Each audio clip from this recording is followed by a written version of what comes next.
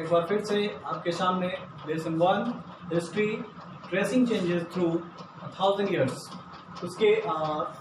नए टॉपिक के साथ, जिसमें आप देख रहे हैं economical changes, region to empire and religious traditions. इसके पहले हम लोगों ने हिस्ट्री के अलग अलग टॉपिक्स को पढ़ा, उसको समझा, जिसमें archaeological sources, literary sources, emergence of the new social and political groups, ये सारी चीज़ों को हम लोगों ने अध्ययन किया और समझा भी। आगे हम लोग पढ़ते हैं इसमें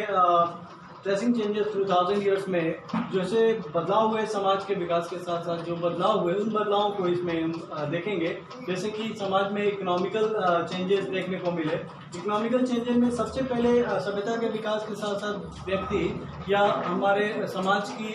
मूलभूत आवश्यकताओं को पूरा करने के लिए भोजन सबसे प्रमुख वस्तु के रूप में जानी गई या फिर प्रमुख वस्तु के रूप में उसका प्रयोग किया जाने लगा। तो प्रयोग करने के साथ साथ उसकी आवश्यकता बढ़ती चली गई और उसकी आवश्यकता के लिए हम लोगों ने उसके आविष्कार को करना शुरू कर दिया। जैसे एग्रीकल्चर की बात आती है तो एग्रीकल्चर मानव सभ्यता के साथ साथ ही विकसित किया गया और इसमें जंगलों की कटाई करने के बाद इसके फील्ड को तैयार किए गए। फील्ड तैयार होने के बाद इसमें हम लोगों ने प्लांटिंग करना शुरू कर दिया। देन आफ्टर अलग अलग तरह से अलग अलग प्रोडक्शंस को हम लोगों ने करना शुरू किया, जिसमें वीट, बार्ली, मैजे, इन सारे प्रोडक्शन को हम लोगों ने पहले करना शुरू किया और उसको अपने उपभोग में लाते रहे। साथ साथ एग्रीकल्चर के विकास के साथ साथ एग्रीकल्चर की समस्याओं को भी हम लोगों ने सॉल्यूशंस के रूप में समाज के विकास के साथ साथ आगे बढ़ते हुए देखा, जिसमें इरिगेशंस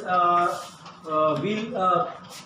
सिस्टम को हमने अपनाया, कैनल सिस्टम को अपनाया। बाद में चल करके दिल्ली सल्तनत पीरियड में हम लोगों ने देखा कि कैनल सिस्टम्स को गयासुद्दीन तुगलक और फिरोज शाह तुगलक के समय में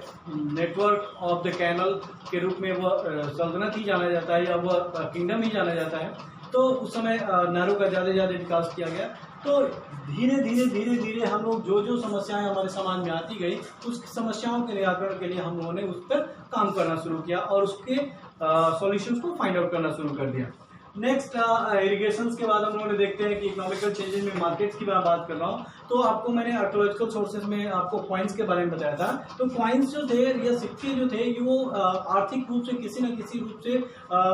वस्तुओं के हस्तांतरण में मदद किया करते थे या आर्थिक मुद्रा के रूप में उसे प्रयोग किया जाता था। जैसे मुद्रा के विकास से पहले हम लोगों ने बार्टर सिस्टम्स को अपनाया, लेकिन जैसे जैसे मुद्रा का विकास हुआ, मुद्रा के विकास के साथ साथ हम लोगों ने बार्टर सिस्टम को कम से कम महत्व दिया और धीरे धीरे उसे वस्तु सांकेतिक मुद्रा के रूप में उसका प्रयोग करके वस्तुओं को उस मुद्रा से लेन देन करना शुरू किया। तो मार्केट्स भी उसी इकोनॉमिकल चेंजेस का एक उदाहरण है, जो कि बाजार में वस्तुएं जो उपभोग से अधिक वस्तुएं जो हुआ करती थी लोग बाजार में ले आते थे और जिनके पास जो आवश्यकताएं होती थी उसको वो खरीदने और बेचने का काम किया करते थे। नेक्स्ट अगर इकोनॉमिकल चेंजेस के बाद हम लोग देखते हैं कि रीजन टू एम्पायर, सभ्यता के विकास के साथ साथ समाज में विभेद भी उत्पन्न हुए। जैसा कि हम लोगों ने आपको emergence of the new social and political groups में आपको कास्ट एंड जाति के बारे में बताया। कास्ट और जाति के विभेदन के साथ साथ विभाजन के साथ साथ छोटे छोटे समाज का निर्माण होता चला गया और वह निर्माण या वह समाज एक छोटे छोटे कबीले के रूप में, कबीले गांव के रूप में बदलते चले गए और गांव एक बड़े समूह के रूप में और बड़े समूह एक साम्राज्य के रूप में विकसित होते चले गए और वह साम्राज्य स्वतंत्र रूप से राज्य करने वाली, स्वतंत्र रूप से शासन करने वाली प्रणाली को अपनाता चला गया। इसी के उत्थान के साथ साथ हम लोगों ने भारत के अलग अलग भागों में अलग अलग एम्पायर को देखा, अलग अलग किंगडम को देखा, जिसमें Palas and Pratiharas dynasties, Rashtrakuta dynasties and Chola dynasties, जिसको हम लोगों ने अलग अलग तरह से अलग अलग राजघरानों के बारे में इसमें पढ़ा। ये सभी के सभी चोलास डायनेस्टी जो साउथ इंडिया की डायनेस्टी के रूप में मानी जाती है, पलास नॉर्थर्न इंडिया, प्रतिहारास भी मिडिल इंडिया के रूप में एंड राष्ट्रकूटास जो आपके साउथ इंडिया के रूप में, ये जो डायनेस्टी थी फल फूल रही थी और उस समय समाज के विकास के साथ इनका अलग से एक साम्राज्य स्थापित हो चुका था। रिलीजियस ट्रेडिशंस की अगर मैं बात कर रहा हूँ तो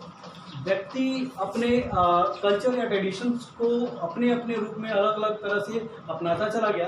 जैसे कि रिलीजियस ट्रेडिशंस में हम लोगों ने देखा कि भारत में एक जो यहाँ के निजी व्यक्ति थे, निजी व्यक्तियों के साथ साथ जो बाहरी व्यक्तियों का आगमन हुआ, उन बाहरी व्यक्तियों के साथ साथ नए नए कल्चर, नए नए सोसाइटीज़ का भी आगमन होता चला गया। और उसका एग्जाम्पल हम लोगों ने देखा कि सूफी ट्रेडिशंस का भारत में आगमन हुआ। हिंदुइज्म जो कि यहाँ पे आर्यों की सभ्यता या कल्चर्स के रूप में जानी जाती है, या जो कि भगवान के रूप में शिव को, पशुपति को, या कुबल वाले सांड को, या वट वृक्ष को ये ईश्वर के रूप में, या अग्नि, जल, वायु को देवता के रूप में पूजा करते थे। तो आर्यों की जो सभ्यता थी, जो कल्चर थी, वो हिंदुइज्म की जानी गई, जो कि मूर्ति पूजा में विश्वास करते थे। और जो अरबियन कंट्रीज के द्वारा जो लोग आए और उनके द्वारा जो सभ्यता का या जो रिलीजन्स अडॉप्ट किया गया, जो रिलीजन्स का जो विकास किया गया, उसमें सूफी ट्रेडिशंस माना गया, जिसे इस्लाम कहा जाता है। तो आप लोग इसमें जो ऑब्जेक्टिव क्वेश्चन दिए हुए हैं, इसमें एमसीक्यू क्वेश्चन दिए हुए हैं और फिल इन द ब्लैंक्स जो क्वेश्चन दिए हुए हैं, then after short answer type question दिए हुए हैं। आई थिंक आपको जो समझ में आए आप अपने सेल्फ से करेंगे और उसको आप करके आएंगे। Thank you, thanks for